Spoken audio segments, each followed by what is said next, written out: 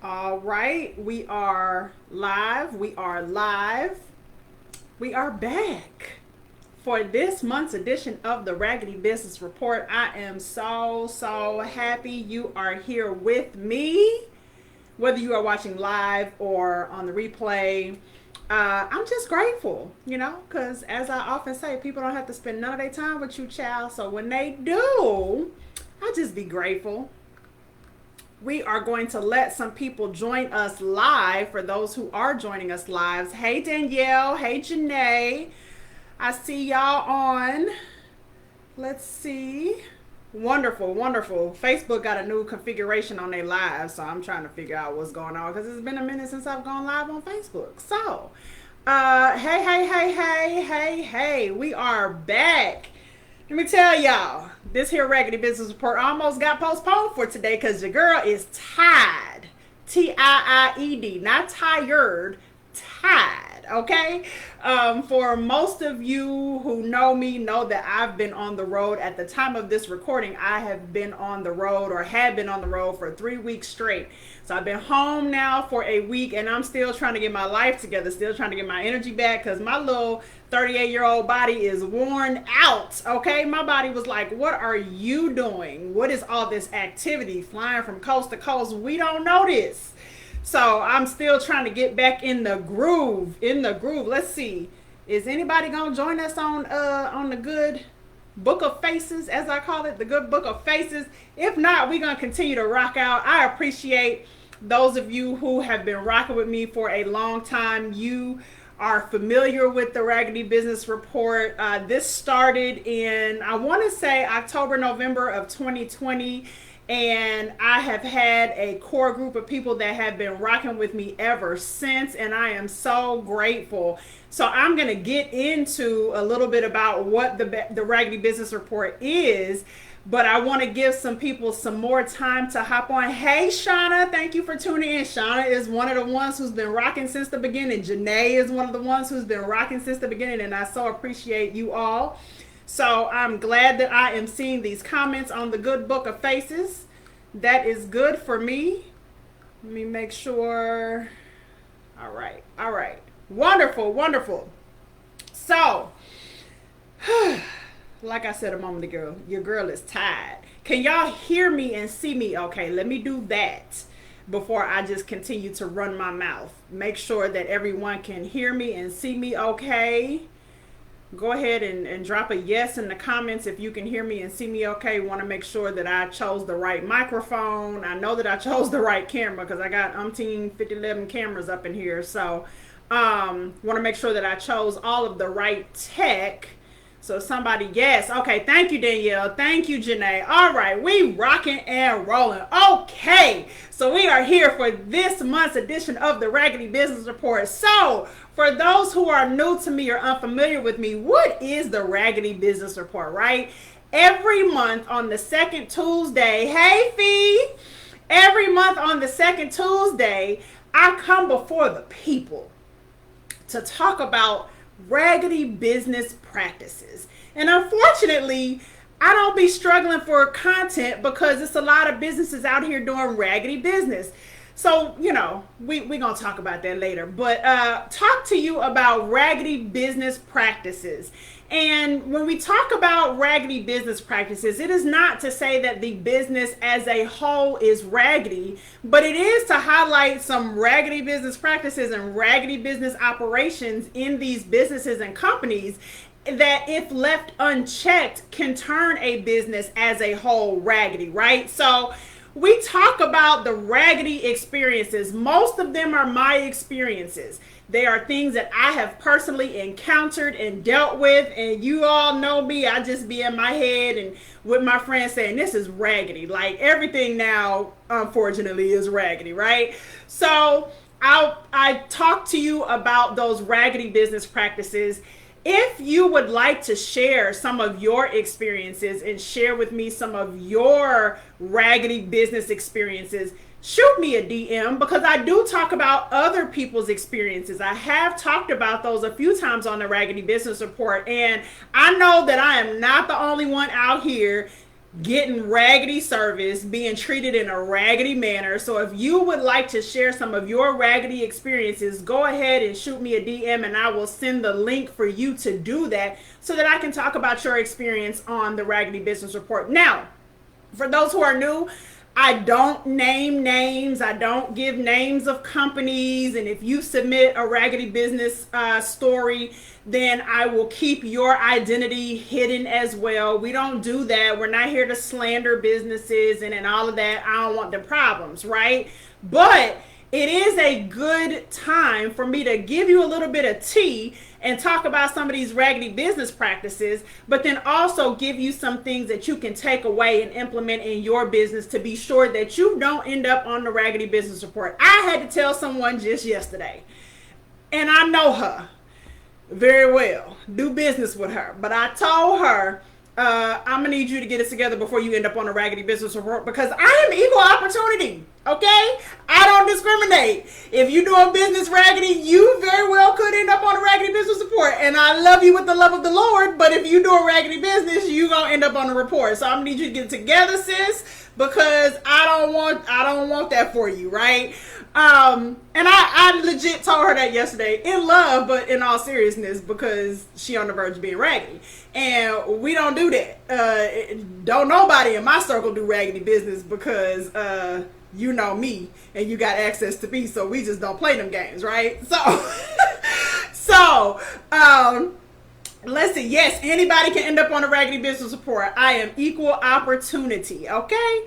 So that is a little bit about what the Raggedy Business Report is. So I give you some tea, I give you the story of what happened, but then at the end of it, I always share some things that you can take away that to make sure, whether it's implementing some things in your business that are not currently implemented, or whether it's fine-tuning some of the things in your business that need to be fine-tuned, or whether it's just like a moment, so you can rest assured that you've already got these things in place and you're not doing raggedy business, right? So that is what the Raggedy Business Report is. And who am I? I am Candice Washington. If you're watching me on Instagram, you already know my name. I am Candice Washington, right?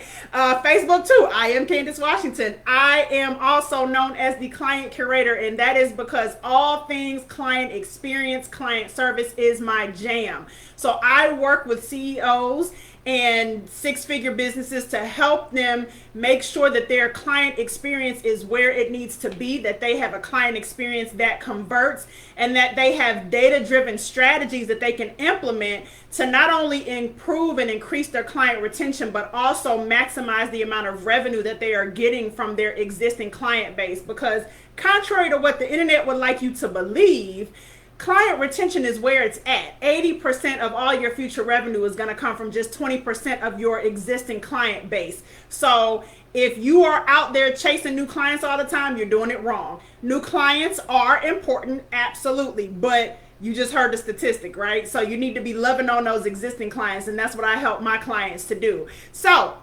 hey Gina. Yes, and Felicia said, thank you, Fee. She said, I take that client experience to the new level. Let me just give you a little bit of something. Since she went on and put that out there, it's a whole lot of people talking about client experience these days, okay? It came out of nowhere. I've been talking about it for almost a good 2 years, right? And all of a sudden, in the online business space, everybody is a client experience expert, but don't nobody do what I do. Go figure, do the math for yourself. All I'm going to say is, if you really want to get your client experience together, I'm your girl. It's not as intuitive as people think it is. It's not as, it's simple, but it's not easy, right? And everybody has their own area of expertise, right? And so while you may be a coach or another type of consultant or an attorney or an accountant or whatever the case may be, client experience ain't your jam. But the good thing is you're connected with someone whose jam it is, and that is yours truly. So let's see. Yes. Do the math. Okay. All right. Let's get into this good Raggedy Business Report of today. All right, so those of you who are connected to me, as I said earlier at the top of the Raggedy Business Report for today, I've been traveling lately a lot. Was gone for about 3 weeks, and I've been home now at the time of this recording. Been home now for about a week, but about 2 weeks into my trip, I was with my girl Kimmy at her spot in North Carolina. Beautiful spot. Shout out to Kimmy, aka Kimbro Sliced on the gram. Was at her house. She is a wonderful hostess. That is my girl. That is my G, my dog, my air. That girl right there. I will find somebody over here. But anyway, was at her house, and my very first full day there, we're in the living room, got the TV on, we're talking back and forth about work, and she made me a cup of coffee. Like, I really couldn't do anything for myself while I was there because she was always making sure I had something to drink, something to eat. Just, it was real nice. I don't have that here. But anyway, so she was taking care of your girl. She brought me some coffee, sat it on the sofa table. Or it's not the sofa table, but the little table in front of the sofa. She sat it on the table, and it was right next to my computer. And something I did, so y'all see that I talk with my hands, right? Something I did made my hand hit the coffee mug. And where did the coffee go? All over my laptop. So I'm like, okay, all right, we're not gonna trip. Like, it spilled all over the keyboard, and I was conflicted for a moment because I wanted to flip the keyboard upside down, but I didn't want to get her. She has a cream colored rug underneath the table. I didn't want to get coffee all over that. So I was like, what do I do? But eventually she got a towel, and I flipped the computer upside down to try and let some of the coffee and the liquid drain, right? Well, couldn't get it to come back on. She didn't have any compressed air, so I'm all in the keyboard with my mouth to the keyboard, blowing in it, trying to blow the liquid out of the keyboard to get it to dry. And so about an hour later, it did power back on, but I didn't want to take the chance because, you know, electricity and circuits running through there, you know, it could cause something if it was still damp to catch fire and all that. So I didn't really freak out because I have insurance on all of my home devices. So all of my TVs, computers, sound bars, security. So I have insurance on all of that. So no problem, right? I knew I wasn't going to have to pay to get a new computer. So I filled out a claim for this insurance company. And the closest place to take it was over an hour away from where Kimmy lives. Being Kimmy, she was like, all right, let's go. And I'm like, really? Like, I can just take the car if you want me to and go because I'm not trying to inconvenience you. And she like, we riding. Okay, bet. So we went to the place. I dropped off the computer, and I was trying to ascertain from them, like, how much time is this going to take? How long do you think you'll spend before you can get to it, to look at it, to diagnose it? And all of that, because I still had a week left before I was going to be able to come home. And I had another computer at home that I could use, but I was still in North Carolina for a week. And all I had was my iPad, and I still had work to do. So I'm trying to figure out, okay, can y'all like rush this through? Like, whatever. Wasn't happening. So the next day, this was a Wednesday that we took it in. On Thursday, I called, well, let me back up. On Wednesday, I said, okay, well, we're going to hang around in this area for a little while because if it's something that you can fix rather easy and you have the parts in here, then we'll hang around, pick it back up before we go back to where Kimmy lives because we didn't want to have to make another trip an hour away. It was just, you know, I'm trying to be mindful, right? And so they finally called and said, yeah, it doesn't look like we're going to be able to fix it, but we're still going to take it through our cleaning process and we'll let you know something tomorrow. So on Thursday, they called me and let me know basically that the computer is unrepairable. Cool, no sweat. All I had to do was pay my deductible, which was $99, and they're going to replace my computer. Cool, I ain't tripping. Now, how quickly can y'all replace it though? Because I still got about a week left and I got work to do. But It didn't happen that quickly. I'm actually still waiting on the computer, the replacement computer. But what I did do was buy a keyboard for my iPad so that I could be a little bit more functional using the iPad while I was still at Kimmy's house in North Carolina. So bought the iPad, the keyboard for the iPad. Those of you who have tried to work, like legitimately work, like not just surf the web, but like get work done from an iPad, you already know that situation. I was frustrated as heck because first of all, I'm not a Mac person, right? That's the only Apple device that I have. I'm a PC girl. I'm an Android girl. So I was all out of sorts, and it was a level of frustration that unlike I've ever experienced before. So I get an email from the company and they tell me your device has been deemed unrepairable. Be looking for a call from this number about next steps. To this day, and this was almost 2 weeks ago, I haven't received a call from that number regarding next steps. So of course, because this was a critical situation to me, because again, I need my computer to work to be able to do the things that I need to do.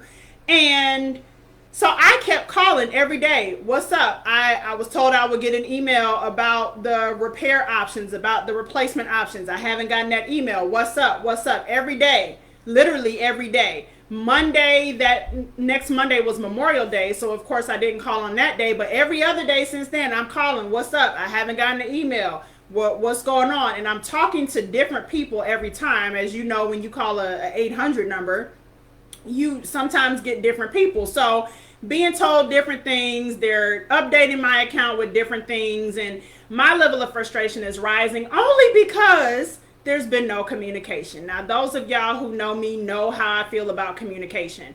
If you don't do anything else, you best communicate with me because I need to know what's going on. And if I don't know what's going on, we probably gonna have a problem, right? Especially when you got something that's worth, a lot of money to me and I don't know what's going on. So needless to say, keep calling. I think it was this past Friday I called again. So at this point, I'm literally calling every day for updates because I never received an update from the company via email. No one ever called me to provide me with an update. Every single update that I received on the status of my claim, no one ever called me or emailed me. Every single update was at my initiation because I called them. So Friday, I finally was like, you know what? I need to speak to a manager because this is real raggedy and your communication is horrible and your service is horrible. And at this point, I'm ready to cancel my insurance plan with you because this is completely and entirely unacceptable. So I spoke with a manager. She was very nice. I wasn't rude because I don't do that, but people can hear in my voice when I'm about business and when I'm being serious, right? And I'm very mindful of not ripping into customer service people because it's not, it ain't their fault and they just doing their job. I get that. But when I speak to someone, you're going to hear the level of frustration in my voice and you're going to know that I'm about my business because of the tone that you hear. Not rude, not sharp, not anything, but you're going to know. Okay, so spoke to the supervisor, brought her up to speed. She looked through the notes in my file and all of this. She said to me, well, you know what? I truly apologize for the communication. We're going to make sure that the replacement email gets sent to you today. Well, no, she didn't say that. The problem I had was Thursday. I called and spoke to someone. They said that they didn't have the model information for the computer that needed to be repaired and that I spilled the coffee on. Well, I don't know why you don't have the computer model information because your company has my computer. So why you can't pull it from there, I'm not sure. But anyway, someone called me to get the model information. I had to look back through my receipts from when I purchased the computer because I don't have it anymore to be able to get the model information. So I gave her the model information. She told me that the email with my replacement options would be sent to me that day. This was last Thursday. I never got no email. So Friday, of course, I'm really hot. And so that's when I speak to the manager and I said, this is my problem. Every update that I've received has come at my initiation because I'm calling your company, because I'm reaching out. No one from your company has reached out to me. I have not gotten a single email since the email that I received saying that the computer is unrepairable, and that's a problem. I was told yesterday I would get an email with the replacement options, and I haven't received that email, and that's a problem. So she was very kind. She apologized for the experience I've had, which was the right thing to do. I appreciated her apologizing. She gave me her name, she told me her title, and she said, I'm going to call you on Monday and give you an update. And I told her I would greatly appreciate that. If I am not able to answer because I'm in a meeting, can you please leave me a message with a way to reach you so that I can call you back? She said, oh, absolutely, no problem. Well, at the time of this recording, and those of you who are watching live, you know that today is Tuesday. Do you think I got a call yesterday? You think I got an email yesterday? Got nothing. So the saga continues. However, I did get an email on late Friday with the replacement options. And so I did select another computer that is going to replace the one that I spilled coffee on, and they are going to be sending me that. So that is the Raggedy Business Report of today. I know it was kind of long, but sometimes things be extra raggedy, right? So what is the takeaway? As I alluded to already, people gotta communicate. Like it's not rocket science. It's really simple stuff.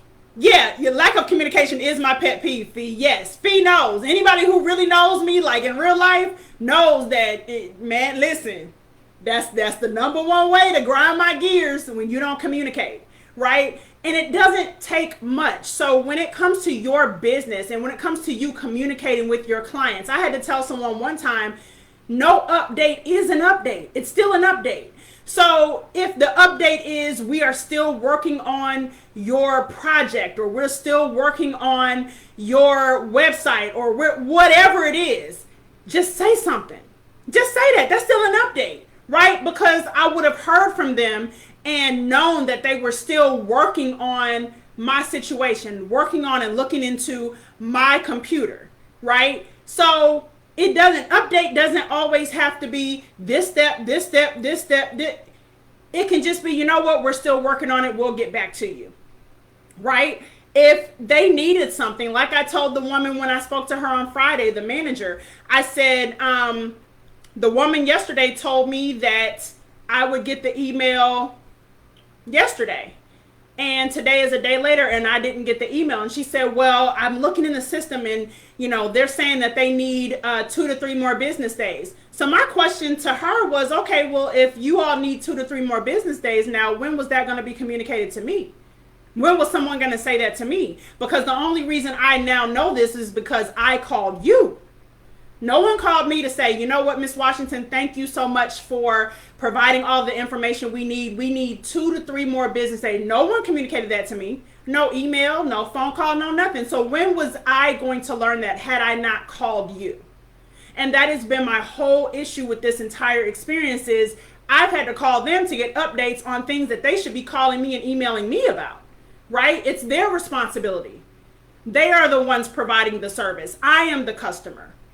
So it's not my obligation to call them for an update. That's on them. They need to be calling me to update. So whatever it is that you do in your business, if you are not regularly communicating with your clients and customers, you need to make that change today. Because even if it's not much of an update, the status hasn't changed much or whatever the case may be, you still need to let them know something and say something. Don't ever have a client or customer reach out to you because they're not hearing from you. That's a very bad sign. If they're reaching out to you because they're not hearing from you, they've got one foot out the door. Because right now, I'm looking for another insurance plan because these people can take it and go. Let me get this replacement computer and y'all can take it and go. Because this has been a horrible experience. Absolutely horrible in every aspect, in every way. The people have been helpful when I've called in. Yes, they have. They've been helpful as they provided as much help as they can, but this experience has been raggedy. And so when your clients and customers are reaching out to you because they're not hearing from you, that's the first sign of them leaving and going to your competitors. The second lesson to take away from this is to always do what you say you're going to do. Now, I don't know if this manager, this woman, decided she wasn't going to call me yesterday because she saw in the system that the replacement email was already sent to me and I made my selection. I don't know. But as I often tell people, you've got to close the loop. Regardless of if she saw that in the system or not. Regardless if she saw that I had already made a selection for a replacement computer or not. She said she was going to call me yesterday. She needed to do that. Period. Even if it's to say, Miss Washington, I see that you received the placement email. Just wanted to touch base. I know I said I was going to call you today. Is everything okay? Is there anything more that I can do for you? Is there anything else that I can assist you with? That's how you handle that. Don't ever tell a client or customer that you're going to call them or that you're going to do something, whatever it is, that they're going to get an email from you or they're going to hear from you, you're going to call it, whatever, and you don't do it. Because that just added insult to injury. I've been fooling with this company for 2 weeks now, and nothing has made the experience better. I was very hopeful after my conversation with her on Friday, but nothing has made the experience better, and things just continue to pile on and pile on. The experience just continues to get worse and worse. As a business, that is not what you want. It's just not what you want.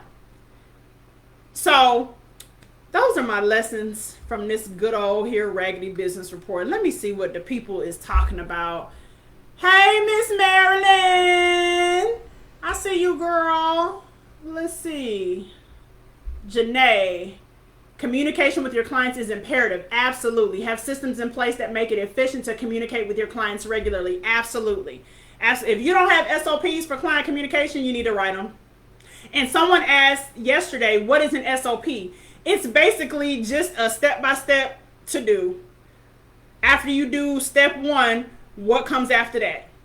After you do step 2, what comes after that? It's just SOP is just a fancy way of saying the order of operation.